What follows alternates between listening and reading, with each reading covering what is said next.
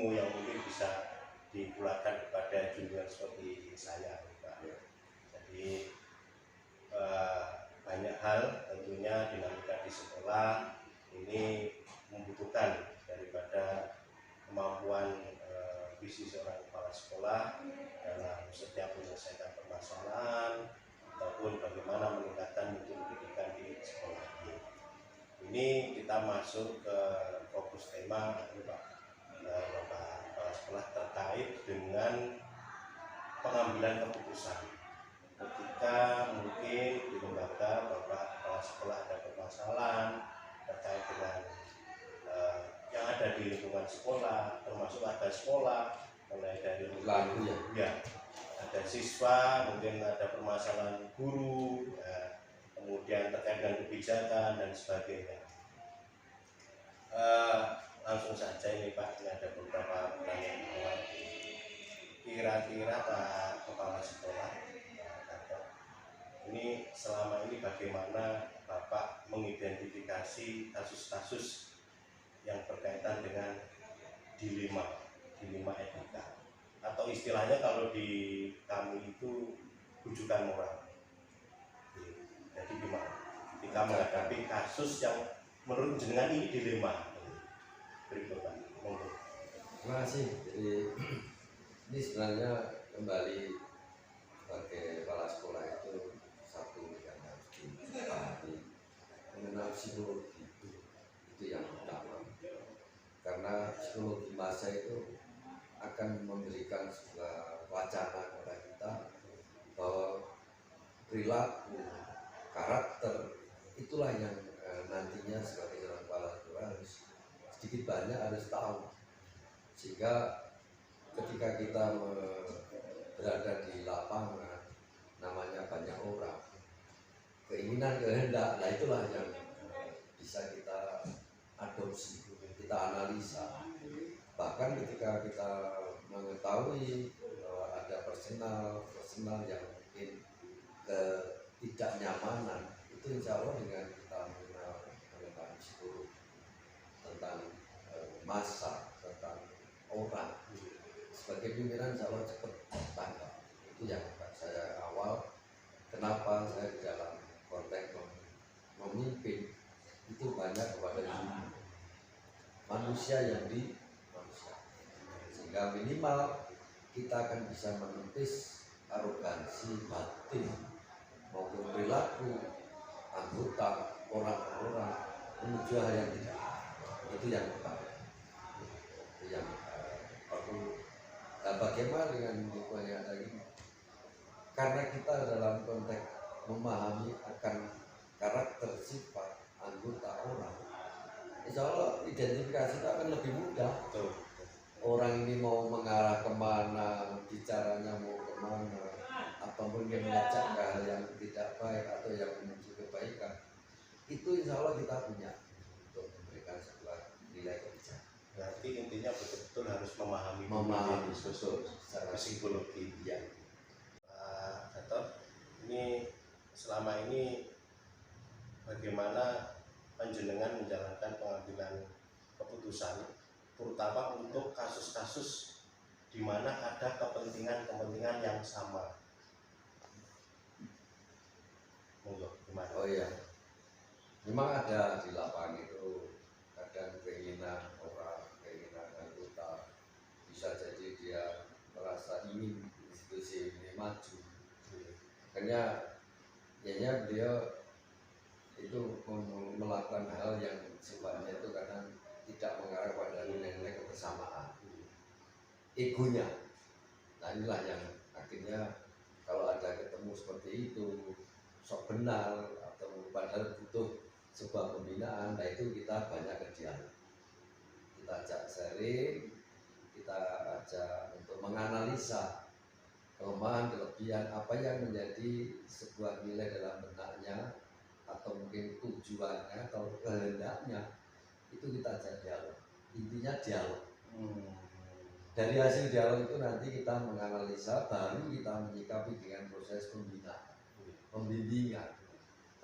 Jadi kan sudah benar, tapi ini yang perlu penambahan, sehingga tidak menjustis bahwa berarti termasuk langkah-langkahnya Ya, atau langkah-langkahnya. prosedurnya. Iya. Soalnya kadang-kadang itu kan beberapa SDM atau personel itu sebetulnya tujuannya bagus, cuman kadang-kadang ada kepentingan. Ya, kepentingannya sebetulnya kepentingannya bagus juga, tapi berbenturan dengan kepentingan yang lain Iya, pula. betul. Ya, dan itu masih banyak. Iya. Dan ada yang ingin, sementara yang di atas namakan atas kepentingan umum. Padahal, nah itulah intinya ketika kita belajar dengan kondisi karakter psikologi orang, sehingga tujuan-tujuan daripada orang di depan kita itu otomatis kita menganalisa secara detail dalam konteks ucapannya, kehendaknya, itu otomatis nanti akan kita temukan tujuan akhirnya untuk siapa. Itu yang di dialog kita akan menganalisa di dialog ya. Ya. Berikutnya apa? Terkait ini apa menurut panjenengan hal-hal efektif apa yang bisa dilakukan untuk terkait dengan kasus-kasus yang berkaitan dengan dilema etika? Yang banyaknya kita melakukan proses yaitu pembinaan. Jadi kita adakan pembinaan rutin, kita 1 bulan sekali, kita lakukan pembinaan pada semua lini anggota. Nah itulah nanti salah satu merujuk untuk meminimalis peristiwa yang sifatnya arogansi batin dengan nilai-nilai, sehingga dialog kita mensosialisasi pendekatan. Jadi kita teori pendekatan kepada semua lini itu tujuannya untuk meredam atau menyelesaikan kasus-kasus yang terkait dengan kehendak, keinginan, arogansi sebuah tujuan, baik tujuan egonya atau mungkin tujuan sebuah kelompok. Solusinya adalah dialog, pembinaan, lalu human turun ke bawah. Oke, berikutnya Pak, ini kira-kira tantangannya apa untuk menangani kasus-kasus yang seperti ini? Ya, sebenarnya semuanya ada tantangan, semuanya juga ada masalah. Ada penyelesaian. Sebenarnya kasus ini kan human, jadi satu, kalau kita bicara manusia itu adalah perilaku itu dilandasi dari pengembangan psikologi otak, nalar, pikir. Ini yang kadang ketika merefleksi di lingkungan, ini kadang kalau proses pengalaman yang bersangkutan ini masih kurang, perlu adanya pembinaan. Inilah yang disebutkan kenapa kepala sekolah itu harus familiar. Kita secara prinsip, saya pribadi dalam memimpin institusi ini lebih mengedepankan kekeluargaan dan bersama. Karena apa yang dengan tadi ibaratkan dilema-dilema terkait dengan sebuah rujukan atau mungkin keinginan kehendak yang seolah kepada egonya, kita berikan pencerahan. Kita lebih banyak bahwa ini institusi. Karena arogansi pikir manusia personal itu ego itu dia lupa bahwa ini hidup dalam sebuah institusi. Inilah konsep-konsep yang harus seorang kepala sekolah harus paham bahwa membangun, memimpin atau melakukan proses kepemimpinan kepada manusia itu pada prinsipnya manusia yang dimanusia. Insya Allah nanti akan menilai kesadaran itu akan muncul setelahnya kita mengadakan sebuah dialog pada saat kita. Kendalanya apa?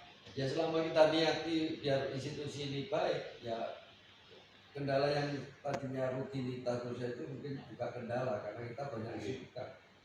Tapi kita berupaya meminimalis jauhnya kita pada ini ya, ada sebuah momen-momen yang kita harus ketemu yang membangun kedekatan. Ya. Dan juga mungkin ego tadi Pak. Iya.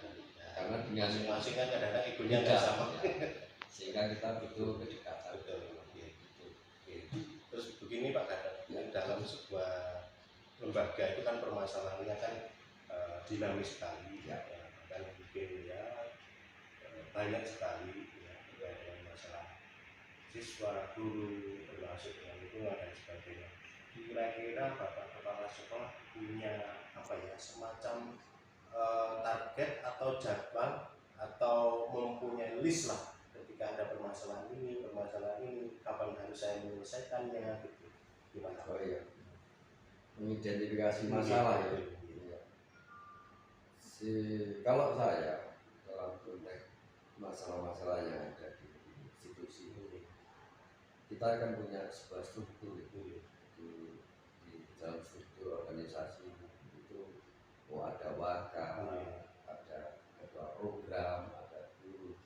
Kita gerakkan sistem ini sehingga tidak harus nilai ketergantungan pada pimpinan, tapi dengan struktur sistem yang dibangun itu nanti akan menunjukkan sebuah nilai saling menguatkan satu dengan yang lain. Ini solusi.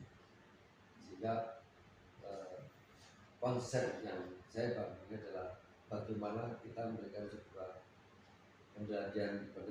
pendelegasian tugas. Secara bisnis sebenarnya ini memberikan sebuah kewenangan penuh, memberikan suatu kreasi inovasi kepada lini sistem dalam struktur ini. Dan ini juga salah satu solusinya. Permasalahan-permasalahan itu akan diselesaikan lewat itu. Selain secara personal, kita sebagai pimpinan harus turba kata dulu. Kita banyak dialog-dialog kecil dan selain kita ada komunikasi, baik komunikasi secara rutin, koordinasi dengan staf, koordinasi dengan manajemen. Ini sebenarnya kita juga menganalisa kekurangan-kekurangan atau mungkin yang terjadi di dilema psikologi personal. Kalau itu yang kan permasalahan itu banyak Pak. Ya. Mungkin ada apa istilahnya prioritas. Jadi ketika melihat suatu masalah, ini mana yang harus kita selesaikan dulu. Ya. Apakah ada seperti itu? Otomatis prioritas. Jadi saya hanya identifikasi di lapangan, karena saya biasa di lapangan. Begitu terjadi proses kasus, maka segera itu diselesaikan. Itu salah satunya, tidak numpuk dengan sebuah problem-problem yang ada. Eksekusi lah, kalau memang harus dieksekusi, saat itu juga eksekusi. Mana yang urgent? Ya, mana yang urgent, prioritas ya sudah itu. Oke, terima kasih Pak Gatot. Berikutnya ini, kira-kira adakah faktor-faktor yang mempermudah atau membantu dari Bapak Kepala Sekolah dalam mengambil keputusan? Ya itu mungkin yang seseorang tadi atau tim atau ya, tadi saya sampaikan, sekolah ini bangun karena ada teamwork dengan struktur organisasi, ada waka, ada kaprok, ada guru, ada staf. Ini sebenarnya untuk memudahkan kita di dalam mengkoordinasi terkait dengan permasalahan-permasalahan. Dan kalau saya secara pribadi, namanya membangun sebuah sistem itu harus saling memadukan satu dengan yang lain, saling menguatkan antar personal yang ada di manajemen. Ini utamanya, sehingga solusi-solusi yang ada itu adalah, kalau sistem itu sudah jalan, insya Allah permasalahan itu minimalis. Karena semua organisasi dalam struktur itu bergerak, satu mendengarkan, melihat, bisa jadi membuat sebuah simpulan lalu mengkoordinasikan. Nah, cara koordinasi inilah yang diharapkan dalam sebuah manajemen akan terjadi selama dengan prinsip kebersamaan dan kekeluargaan. Terima kasih Pak Gatot. Dan saya lihat di rekam jejaknya Bapak Kepala Sekolah ini luar biasa, sudah hampir 10 tahun menjadi Kepala Sekolah. Tentunya banyak sekali masalah-masalah yang berkaitan dilema itu yang sudah panjenengan selesaikan. Kira-kira dari sekian itu tadi masalah sudah panjenengan selesaikan atau menemukan solusinya, hikmah pembelajaran apa yang menurut Bapak dapatkan? Ya, mungkin untuk menyampaikan, saya jadi kepala sekolah itu mulai 2011. Dan waktu itu saya masih awal, jadi dari tahun 2011 itu awal, 2 tahun pertama itu kasus yang sangat ya, ini terkait dengan kasus keluarga. Ini yang agak berat kita dalam menyelesaikan, karena karena secara kebijakan, secara aturan itu sebenarnya sudah jelas, tapi tetap membutuhkan sebuah nilai human. Dan kasus-kasus yang paling berat menurut saya itu tadi. Kalau indisipliner, insya Allah kita masih bisa memberikan itu. Kalau sudah kasus keluarga, karena ini hubungannya dengan pemecatan. Setelah atau pemecatan paling di bawahnya pemecatan bisa jadi diperubah fungsional menjadi struktural. Nah ini jadi di undang-undang tentang kedisiplinan negara itu kan ada. Resikonya nggak main-main ya. Jadi selama ini kasus yang saya tangani ya kasus keluarga itu yang kita butuh human, karena kita harus menyatukan atau menemukan unsur-unsur personal ini personal yang pegawai suami ini harus ketemu dengan istrinya, belum ketemu istri dengan anaknya, nanti anaknya kita ini, terus ada lagi yang musuhnya ini yang mungkin terjadi kasus perselingkuhan dan seterusnya. Ini jadi banyak hal. Kalau disiplin personal pegawai gampang kita panggil satu cukup. Jadi itu kasus yang paling menurut saya, karena ini hubungannya dengan manusia. Berarti mana ini humanity-nya? Humanity ya. Jadi intinya apa yang dengan tadi kita bahas bersama ini sebenarnya kembalinya bahwa seorang pimpinan harus mampu dalam mengendalikan diri secara emosinya, secara proses manusia yang dimanusiakan, hubungan empati kita ini seorang pimpinan sekarang itu harus dibutuhkan. Kalau intelektual itu sudah ada, tapi kalau namanya emosional kuat itu harus belajar. Hanya dengan calon pimpinan harus benar-benar mampu belajar dalam konteks mengenal empati diri, mengenal diri kita dulu. Kita lebih banyak menempatkan diri bahwa kita lebih banyak masih kurang, belum sempurna, sehingga ketika menghadapi manusia dengan manusia lain itu tidak ada nilai kecurkakan, kesombongan. Yang ada adalah dibangun sebuah nilai manusia yang saling asah asih. Itu luar biasa kepala sekolah telah bersedia sharing tentang pengalaman terkait pengambilan keputusan, dan ini merupakan ilmu. Menurut saya ini ilmu yang tiada tara ya. Kita langsung bertemu dengan narasumber yang menjalani aktivitasnya sebagai pimpinan di lembaga pendidikan dengan berbagai dinamika masalahnya, termasuk tadi ilmu yang paling luar biasa adalah terkait dengan kita harus mampu menguatkan humanity kita. pengendalian emosi. Luar biasa Pak Kador, terima kasih. Semoga para kepala sekolah selalu diberikan kesehatan, diberikan rezeki yang melimpah di bulan Ramadan ini. Semoga semuanya ya, apa yang sudah kita inginkan nanti dapat berjalan lancar sampai di akhir Ramadan. Terima kasih.